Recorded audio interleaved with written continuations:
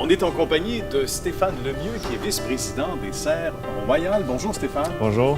On va revenir aux origines. C'est une belle histoire que celle des Serres Royales. Ça a commencé par un vieux rêve du paternel, de votre père, qu'on salue, et qui lui voulait revenir à l'agriculture parce que c'était le cas dans votre famille auparavant.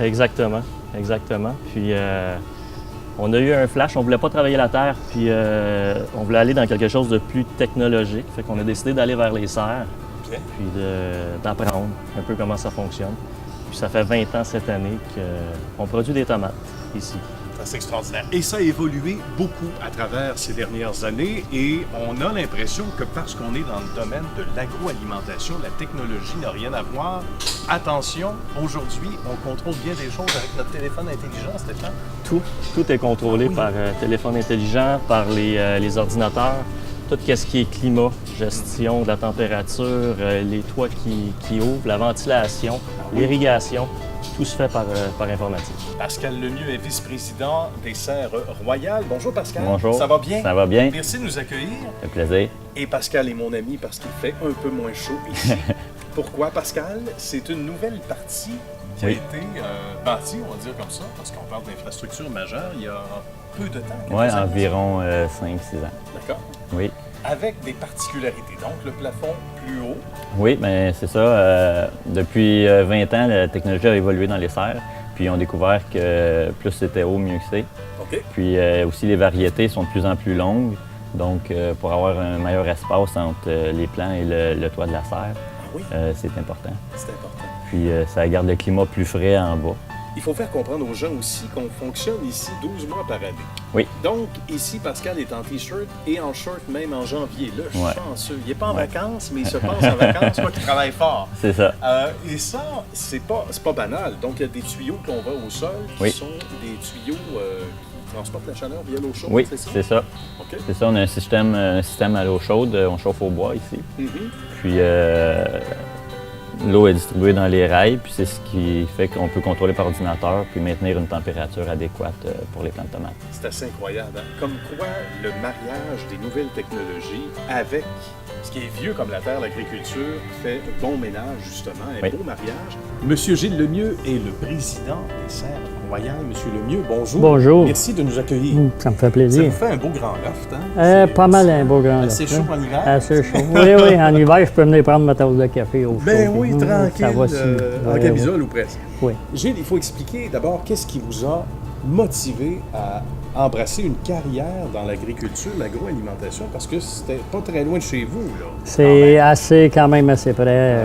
Ouais. Après 31 ans dans l'automobile, j'ai décidé de changer.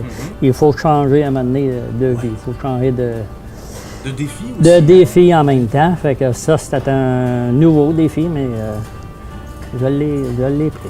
Oui, et de belle façon. Vous avez pris ça, la balle au rebond, comme on dit. Et c'était pas facile parce que on parle à peu près de rien. Vous possédiez les terres. Exact. Selon mes espions. Exact, oui, c'est ça. Oui, j'avais des bons espions, oui. Alors, mais là, encore faut-il commencer. Je pense qu'on me disait que dans votre famille, côté donc paternel, maternel, il y avait déjà des racines. Là, des racines, oui, c'est ça, oui. Même sur le côté de mon épouse aussi, son père, puis... On était un peu dans l'agriculture, puis là, j'ai décidé, un matin, j'ai dit, on fait des serres de tomates, puis on a commencé doucement avec mes deux garçons, puis mon épouse, puis ça a très bien été. Parlez-nous du fonctionnement, parce qu'on dit qu'on récolte tous les jours ici. Oui, on récolte tous les jours. Disons qu'on peut récolter environ, mettons, 10 serres une journée, le lendemain, 10 autres. À tous les jours, on récolte des nouvelles tomates avec tout ça. Puis c'est plus frais. Oui. Fait que quand les chaînes nous appellent, bien là, on a vraiment la qualité. Ça fait qu'on n'a pas de retour. Ça fait que c'est vraiment la qualité de ça. On a commencé avec la tomate rose, mais éventuellement, on s'est en allé dans la miniature. Bien. Puis éventuellement, c'est sûr qu'on s'en va dans le bio parce que la demande est plus forte. Ça fait que là, nos chaînes,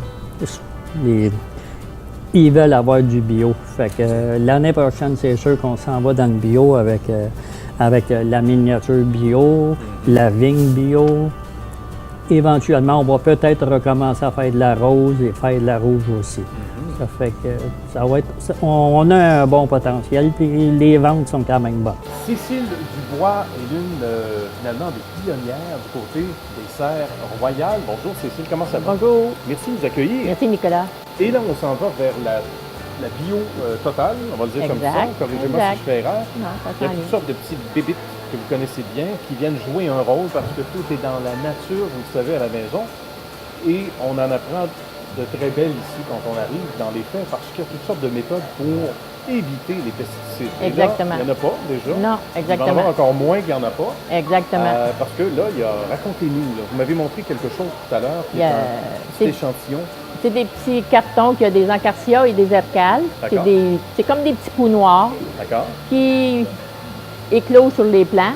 Puis là, pour éviter les mouches blanches, il y a apparence de mouches blanches, là, à ce moment-là, les encarcias vont pondre dans les œufs des mouches blanches OK. et ça se détruit par la nature.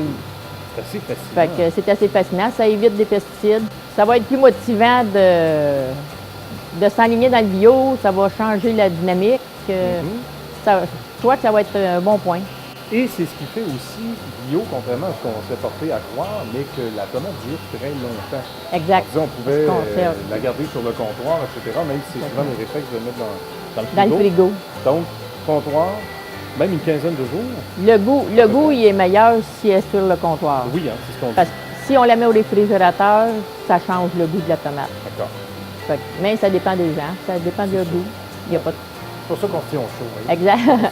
Merci beaucoup, Cécile. Merci beaucoup, Continuez Nicolas. votre beau travail. Merci. On revient vous voir. Merci. Merci.